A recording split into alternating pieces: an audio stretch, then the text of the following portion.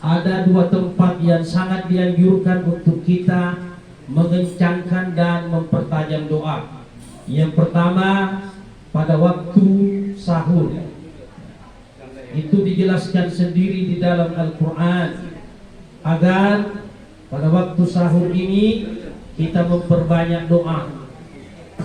Salah satu referensi dan literasinya bisa kita temukan dalam kitab Tanwirul Qulub.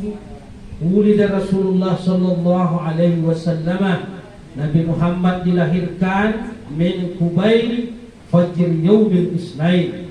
Di situ menggunakan isim tasghir, bukan qablah tapi Qubail. Nabi dilahirkan sedikit sekali sebelum masuk waktu subuh, waktu sahur, sehingga ulama kita mengatakan berdoalah di situ karena mudah-mudahan doa kita pas bertemu waktu lahirnya Nabi Muhammad sallallahu alaihi wasallam.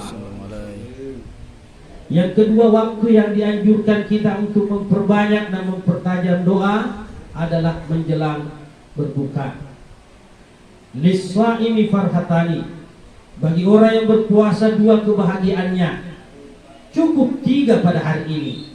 Kebahagiaan menjelang berbuka, kebahagiaan ketika berjumpa dengan Allah. Dan kami bisa merasakan bagaimana kebahagiaan kakanda kita, Bapak Wali Kota Bontang terpilih Kanda Basri Rased, sudah melihat dan menyaksikan bersama Ibu Hafidah Basri SE, Ananda Bifa, sudah bisa membaca Al-Quran. Nanti akan memakaikan mahkota di kepala kedua orang tuanya. Mazmur kita baca, kita simak. Ada seorang anak, bapaknya bisnismen, setiap hari sibuk dengan pekerjaannya.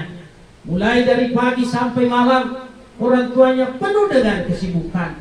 Satu hari anak ini menyampaikan satu undangan dan dia sampaikan kepada ayahandanya, ayah harus hadir, wajib hukumnya hadir di acara Ananda, di acara sekolahnya.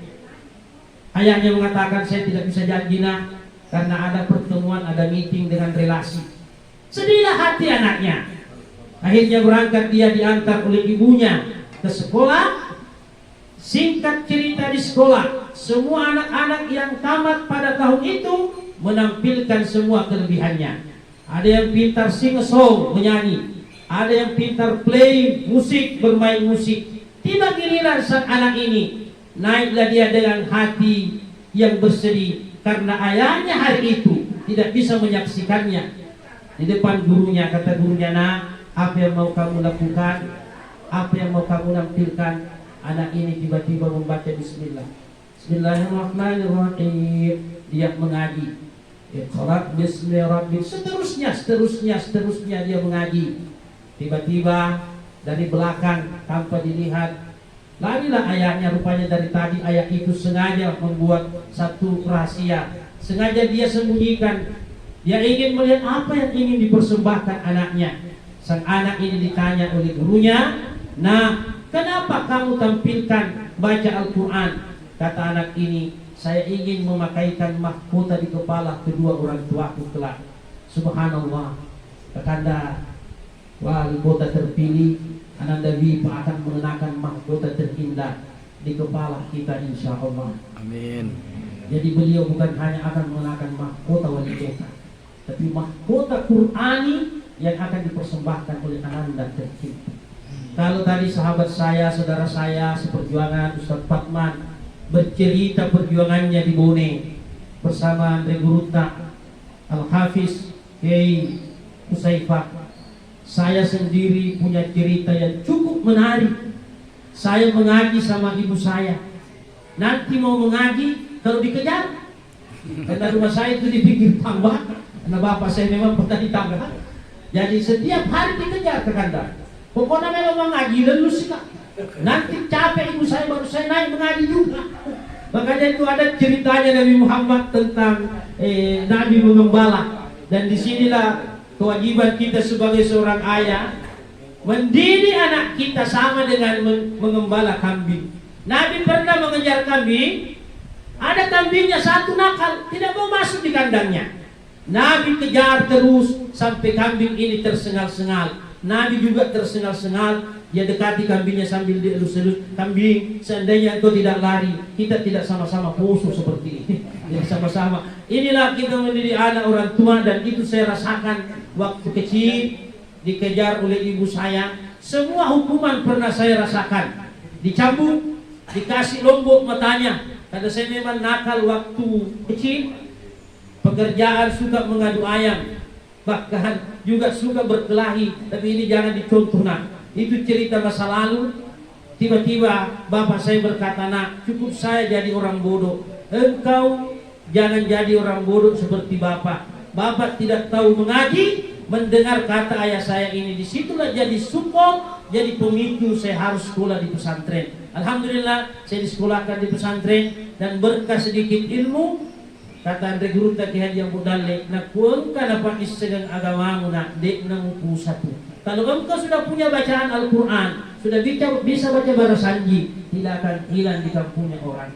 Awal-awal datang di Bontang, Kakanda Basri sudah dahuluan beliau. Saya sering sama-sama waktu beliau saya masih di KKPB itu sama Ustaz Fatma. Berkahnya bisa baca barasanji. Saya waktu itu masih gondrong, celana lepis, robe-robe. Ada Ustaz tidak hadir di pengajian. Dan bilang ada itu anggota aku situ di KKPB. Coba panggil, bisa diceramah. Di situ, rambut gondrong. Diantar.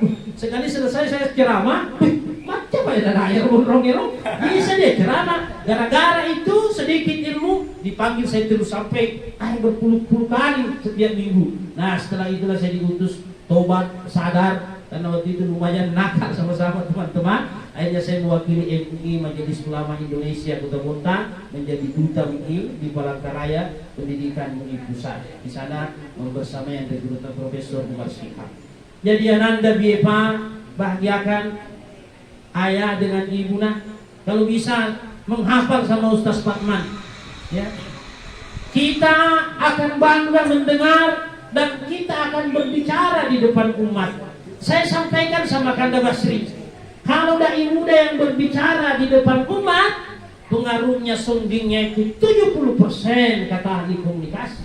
Tapi kalau seorang pejabat yang di depan umat ceramah, tidak perlu banyak dia temanya, cukup 1-2 kata, maka umat akan mendengarkan. Coba lihat anaknya Pak Basri, pintar mengaji, bagus bacaannya, dan tidak nakal orangnya. Maka satu Bontang akan menjadi teladan atau mengikuti beliau.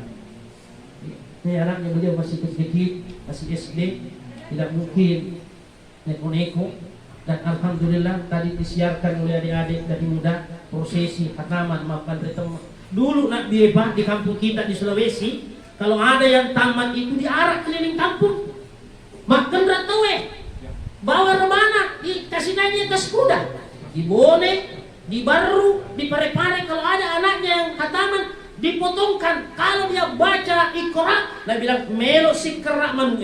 Sebentar lagi ayam menangis karena membaca Iqra, mesti dicera, potong ayam. Sekarang banyak lagi Ustaz bid'ah. Apa itu baca Iqra potong ayam? Padahal orang tua kita bersedekah, dipanggil guru ngajinya, pas tamat mengaji. Itu orang di kampung kita ini Panji namanya, di kampung saya Kapara Panji, dijunjung kasihan, ibunya sendiri yang junjung, diantar ke guru ngajinya saking menghargai guru ngaji. Emang gitu, guru ngaji harus dihargai. Nak Biepa, kemarin saya lihat Facebooknya bapak itu, alhamdulillah saya ikut bahagia, ikut terharu, penuh kegembiraan melihat Ananda mencium tangan orang tuanya, mencium tangan gurunya, apalagi guru pengajita. Alhamdulillah neneknya juga beliau ini Ananda Biepa, juga guru pengaji. Pamannya juga saya kenal baik, pamannya Dr. Abbas Langadi, senior saya di Makassar, imam program khusus ahli Al-Quran.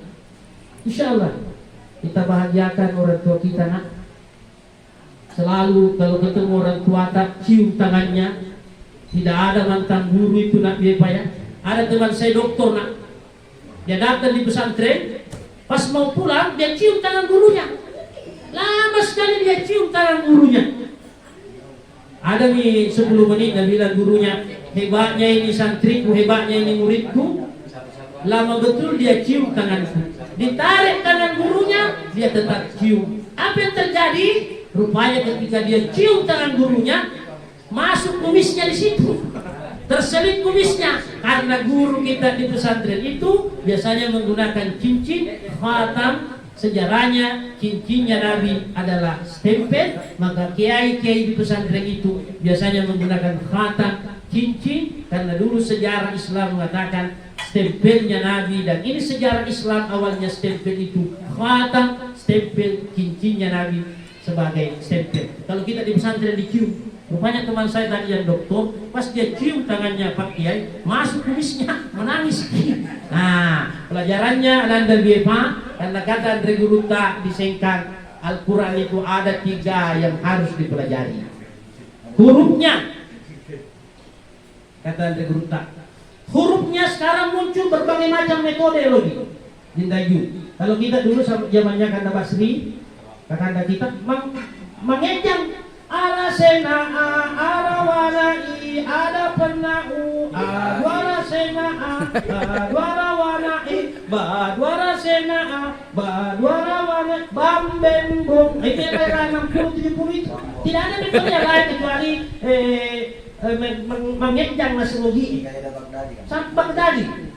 Ini orang tua saya diajari itu saya di daerahnya. Mengejang sampai sekarang masih bisa mengejang. Sekarang muncul berbagai macam metodologi tentang mengaji, yang dari Mesir, yang dari Madinah, yang dari Lombok, yang dari Makassar, macam-macam metodenya. Itu kata Andre Guruta, mengenal huruf. Satu. Yang kedua, memelihara Al-Quran, menghafalnya, menghafal. Kata Guruta Ustaz Fatman tadi, ini sekarang di mana-mana ada penghafal. Tapi hati-hati Ki, memilih guru penghafal yang tidak ada sanad keilmuannya. Kalau beliau jelas gurunya Al-Hafiz yang sangat terkenal Ustaz Andre Guruta Ki Husaifah, saya pernah sama-sama beliau di Majene, penghafal yang paling lancar. Jadi lihat-lihat juga, karena banyak sekarang juga penghafal sambil dia mengajar menghafal, ada ajaran-ajaran yang dia masukkan ekstremis. Itu hasil riset kita di Balai Penelitian Agama. Ada sekarang ditemukan banyak guru-guru sambil mengajarkan muridnya menghafal, ada doktrin yang masuk di dalamnya. Maka ini perlu juga menjadi bahan dakwah. Jadi satu, pelihara hurufnya, pelihara kalimatnya dalam bentuk hafalan. Yang paling tinggi dari Al-Quran ini, Ananda adalah pelihara amalnya. Profesor Aliafi mengatakan, ayat yang pertama turun dalam Al-Quran dan turun di bulan Ramadan bukan perintah salat, bukan perintah puasa, tapi perintah pertama di dalam Al-Quran, dan itu diamalkan Andre Guruta Ki Aliafi adalah Iqra. Kalau tidak mau rusak matanya, awet matanya, rajin membaca Iqra, karena itulah perintah pertama. Apa yang dibaca, bacalah. Menurut Profesor Presihak, kalau satu perintah di dalam Al-Quran tidak ada objeknya, maka berlaku. Baca yang tertulis, buku, baca Al-Quran setiap hari, tapi baca juga alam, baca juga laut, baca juga psikologinya orang, baca hatinya orang. Iqra, baca semuanya itu. Ini modal bagi teman-teman dari muda untuk kita semua melanjutkan dan terus semangat berdakwah.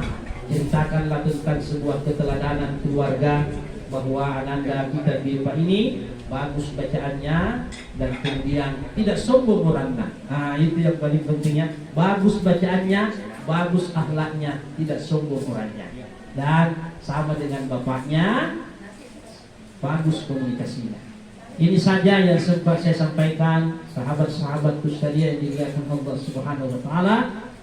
Pesan intrinsiknya, pesannya adalah Iqra, rajin membaca, baca yang tertulis, juga yang tidak tertulis, atau ilmu-ilmu mukasyafatul qulub. Terima kasih atas perhatiannya.